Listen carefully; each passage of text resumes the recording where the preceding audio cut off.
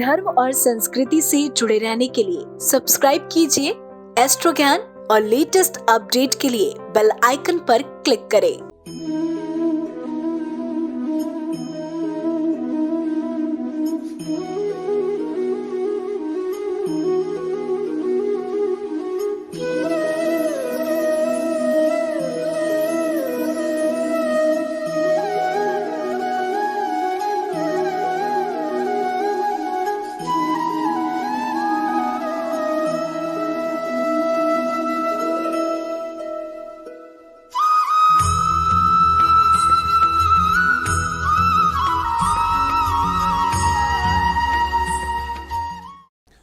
जय महाकाल। भगवान चंद्रशेखर आप सभी को निर्मल मन और निरोगी तन प्रदान करें, इसी कामना के साथ मैं आनंदाचार्य सभी साथियों का स्वागत करता हूं। दर्शकों, आज मैं खान पान और ग्रहों की बात करने वाला हूं। मैं बताने वाला हूं कि कैसे आप ग्रहों की अशुभता को कुछ खाकर शुभता में बदल सकते हैं, कैसे आप अपने खान पान से ग्रहों को अनुकूल कर सकते हैं, कैसे आप खा पीकर ग्रहों का सकारात्मक फल प्राप्त कर सकते हैं। दर्शकों, आपके मन में यह सवाल उत्पन्न हो रहा होगा कि क्या सचमुच ऐसा होता है? मैं कहूंगा हां, ऐसा हो सकता है। ऐसा होता है क्योंकि आप जैसा खाओगे अन्न, वैसा बनेगा आपका मन, और जैसा बनेगा आपका मन वैसा होगा आपका भविष्य और वर्तमान। दर्शकों, हमें यह जानना जरूरी है कि किस ग्रह का प्रभाव हमारे जीवन में सबसे पहले हमारे शरीर और फिर मन पर पड़ता है। शरीर में ग्रहों से संबंधित सभी तत्व मौजूद रहते हैं। ग्रह उन्हीं तत्वों को प्रभावित करते हैं, जैसे धरती पर स्थित जल को चंद्रमा प्रभावित करता है, उसी प्रकार से वह शरीर में मौजूद जल को भी प्रभावित कर हमारे मन को चंचल या स्थिर बनाता है। चंद्रमा की भांति ही सभी 9 ग्रह अपने अपने तत्वों पर सकारात्मक या नकारात्मक प्रभाव डालते हैं। दर्शकों, यदि किसी की कुंडली में सूर्य नीच का है और वह कुपित होकर नकारात्मक परिणाम दे रहा है, तो जातक को नमक कम खाना चाहिए। शरद ऋतु में अधिक तली हुई चीजें नहीं खानी चाहिए। प्रतिदिन गुड़ का सेवन जरूर करना चाहिए। विटामिन डी भी जरूर लेनी चाहिए। यदि सूर्य आपकी कुंडली के 11वें भाव में है और आप मांसाहार के साथ शराब का सेवन करते हैं, तो आपको संतान सुख प्राप्त करने में कठिनाई होगी। 11वें भाव का सूर्य संतान के साथ रिश्तों में कड़वाहट पैदा करता है। संतान प्राप्ति के बाद भी आप शराब और मांसाहार नहीं छोड़ते, तो आपके संबंध संतान के साथ बहुत खराब हो जाते हैं। संतान आपसे दूर चली जाती है। दर्शकों, आपको मोक्ष तब मिलेगा जब आप अपने दायित्व का सही तरीके से निर्वहन करेंगे। लेकिन यदि सूर्य खराब है तो आप अपने दायित्व को निभा ही नहीं पाएंगे। आप बेकार की बातों में उलझे रहेंगे। यदि आप मांस मदिरा का सेवन लगातार करते रहते हैं तो आपको अपने पुत्र से वियोग झेलना पड़ सकता है।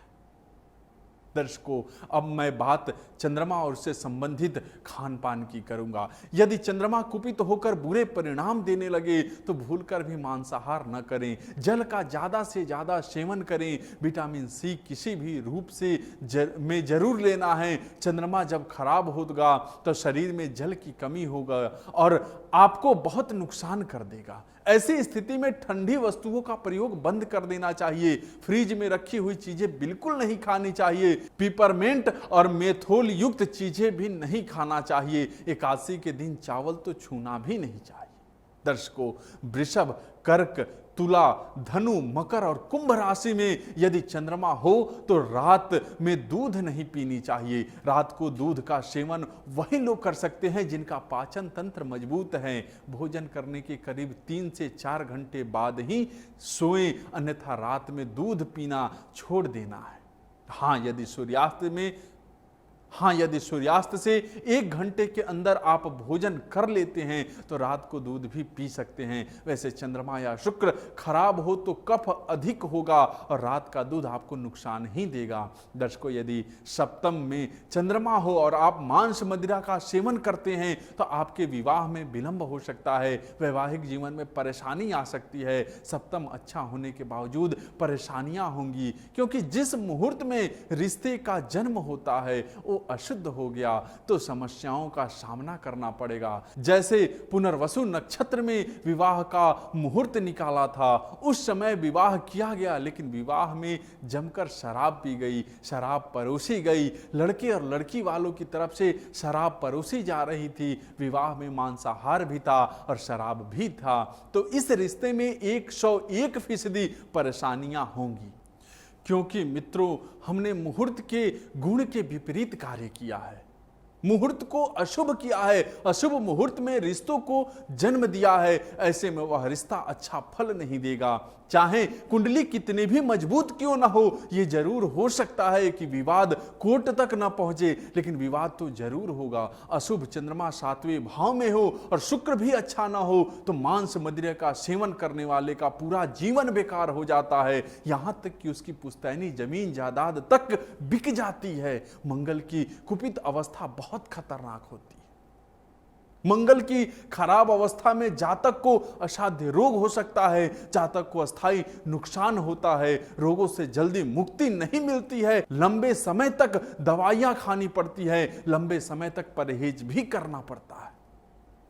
दर्शकों, मंगल की कुपित अवस्था के दौरान देर रात भूलकर भी खाना नहीं खाना चाहिए। रात में 8 से 9 बजे तक खाना खा लेना चाहिए। ऐसे जातकों को धूप में नहीं घूमना चाहिए। सुबह 10 बजे से शाम 4 बजे तक धूप में निकलने से बचना चाहिए। यदि जातक मंगल दोष से पीड़ित है, शादी विवाह में दिक्कत आ रही है, तो उसे सुबह 10 बजे से शाम 4 बजे के बीच धूप में काम करने से बचना चाहिए। धूप में निकलने, टहलने और गप्पा मारने से बचना चाहिए। तेज मसाले, नमक और चीनी से भी परहेज करना चाहिए। दरअसल दर्शकों, मंगल जो है वो सीधे हड्डी और रक्त संबंधी समस्या उत्पन्न करता है। खास तौर से ब्लड प्रेशर और रक्तस्राव की समस्या होती है। इसलिए डॉक्टर्स भी ज़्यादा नमक, ज़्यादा चीनी और ज़्यादा मसाला नहीं खाने की सलाह देते हैं। नशे से भी दूर रहने की सलाह दी जाती है। सिगरेट, शराब और अन्य मादक पदार्थ उन्हें काफी नुकसान देते हैं। नशा कई रोगों का कारण बन जाता है। यदि शराब और सिगरेट नहीं भी पीते हैं, लेकिन पीने वालों के पास बैठते हैं तो भी नुकसान होता है। दर्शकों, यदि आपका मंगल कुपित है तो आप फल और सब्जियों का ज्यादा सेवन करें। तली हुई व्यंजनों से बचना है। खाना बनाते वक्त नमक का कम इस्तेमाल करना है। मांस मदिरा का सेवन नहीं करना है, वरना आपको शरीर और संपत्ति दोनों का नुकसान हो सकता है। मंगल के दुष्प्रभाव से बचने के लिए आप ओम जू सह मम पालय पालय मंत्र का नियमित रूप से जप कर सकते हैं और जरूरतमंदों की हर संभव सहायता भी करना चाहिए। दर्शकों, कार्यक्रम को आगे बढ़ाते हैं। अब मैं बुध की बात करूंगा। यदि आपका बुध कुपित है अथवा बुध महादशा, अंतरदशा या यदि आपका बुध कुपित है अथवा बुध महादशा, अंतरदशा और प्रत्यंतर दशा में हो तो कभी भी तनाव में या जल्दीबाजी में खाना नहीं खाना चाहिए। दाल कम खाना चाहिए, कच्ची सब्जियां नहीं खाना चाहिए, शीशे के बर्तन में खाना नहीं खाना चाहिए, शीशे के बर्तन में पानी भी नहीं पीना चाहिए, नमकीन खाने से भी बचना चाहिए। दर्शकों, आपका बुध जितना कुपित होगा, आपकी रुचि चाट पकौड़ी में उतना ही बढ़ेगा। आप तेज नमकीन या नमक वाली चीजें खूब खाना चाहेंगे। कुपित बुध धन की हानि कराएगा, व्यापार में नुकसान पहुंचाएगा, आपका पेट खराब कर देगा, रिश्तों में दरार पैदा कर देगा, पैरों में दर्द होगा, गृहस्थी में परेशानियां पैदा होगी, वाणी पर बुरा प्रभाव डालता है, गले पर भी बुरा प्रभाव डालेगा। दर्शकों, बुध खराब होने पर हमारी वाणी और व्यापार पर भी नकारात्मक प्रभाव डालता है, गणित को कमजोर कर देता है। लिहाजा केचप, सिरका और अचार आदि खाना छोड़ देना चाहिए, कम से कम तब तक जब तक बुध की महादशा, अंतरदशा या प्रत्यंतर दशा चल रही हो। बुध की कुपित अवस्था में जमीन के नीचे से निकलने वाली सब्जियां या फल नहीं खाना चाहिए। लताओं और बेलों पर लटकने वाली सब्जियों का सेवन करना चाहिए। तीर्थ यात्रा पर जाना चाहिए, धार्मिक स्थलों का भ्रमण करना चाहिए, जल में नाभि तक डुबाकर स्नान करना चाहिए। ऐसा करने से से शरीर में सकारात्मक ऊर्जा का संचार होता है, शरीर को ऊर्जा प्राप्त होती है। दर्शकों, अब मैं गुरु ग्रह की बात करने वाला हूं। जिस जातक की कुंडली में गुरु ग्रह प्रतिकूल अवस्था में होते हैं, उसकी स्थिति संभाले नहीं संभलती। ऐसे जातक को साधु की भांति भोजन करना चाहिए, अन्यथा समाज में मान सम्मान की प्राप्ति नहीं होगी। भोगी की तरह भोजन करेगा तो उसका सब कुछ चला जाएगा। ऐसे जातकों को केवल दोपहर में खाना खाना चाहिए, गुण जरूर खाना चाहिए। बृहस्पति संतुलित करने के लिए हल्दी का सेवन जरूर करना चाहिए, अंजीर जरूर खाना चाहिए। अंजीर खाने से शरीर को बल मिलता है और शरीर में गर्मी भी आती है, दर्शकों, यदि मैं सबसे पहले कुपित शुक्र की बात करूं तो इससे अनेक रोग होते हैं, जिंदगी पर बन आती है। बीमारियों की वजह से शरीर जर्जर हो जाता है, शरीर बेजान सा हो जाता है, ओज ऊर्जा और चमक समाप्त हो जाती है, चेहरे का आकर्षण खत्म हो जाता है।